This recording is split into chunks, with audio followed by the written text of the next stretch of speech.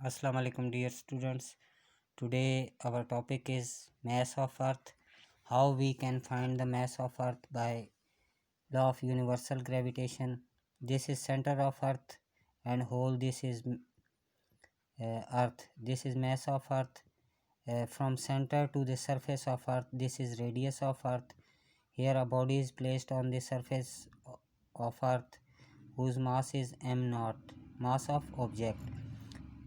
Let an object of mass m naught be placed on the surface of earth. The distance between the center of the body and the earth is nearly equal to radius of earth. इस body का भी centre से कुछ distance होगा, लेकिन वो radius of अर्थ के मुकाबले में नेग्लिजिबल है, तो इस वजह से हम सिर्फ रेडियस ऑफ अर्थ की वैल्यू लेते हैं. And we know that law of universal gravitation is F G force of gravitation equal to G M naught M E divided by R E square.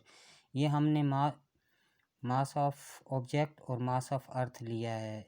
Law of universal gravitation में हम to bodies लेते थे m1 m2, तो यहाँ पे हमने one body mass of object और second body mass of earth को कंसिडर किया है. And distance between their centre is radius of earth.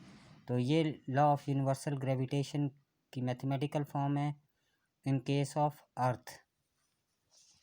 First one is this, and then we know that force of gravity is equal to the weight of body, F equal to W equal to mg.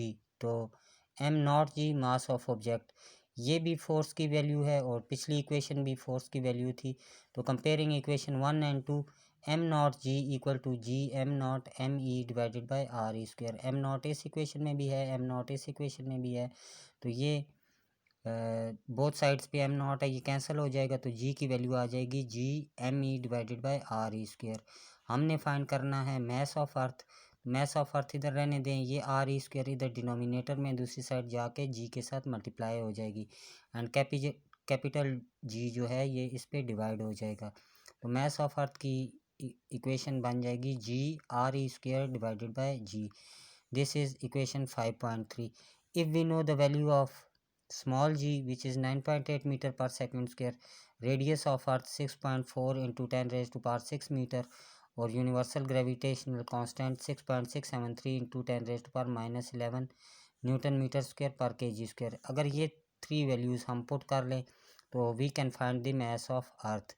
और इसी equation से हम किसी भी planet का mass find कर सकते हैं अगर हमें जी की वैल्यू मालूम हो और आर डिस्टेंस उस प्लेनेट का रेडियस से डिस्टेंस मालूम हो सरफेस तक, और यूनिवर्सल ग्रेविटेशनल कांस्टेंट ये तो कांस्टेंट है. तो when we have put values in this equation 5.3, 9.8 G की वैल्यू हमने पुट की 6.4 इंटू 10 रेज़ टू पावर 6, ये हमने रेडियस ऑफ अर्थ की वैल्यू पुट की, और 6.673 multiply by 10 raise to power -11 ये हमने कैपिटल जी की यूनिवर्सल ग्रेविटेशनल कांस्टेंट की वैल्यू पुट की. तो हमारे पास आ गया मास ऑफ अर्थ की वैल्यू आई है 6 into 10 raise to power 24 K G. This is approximate value of mass of earth. ये तकरीबन हमारे पास वैल्यू है मास ऑफ अर्थ की. बिल्कुल एग्जैक्टली तो अर्थ को नापा नहीं जा सकता, बट अप्रॉक्सीमेटली अर्थ जो है 6 into 10 raise to power 24 K जी मास की है.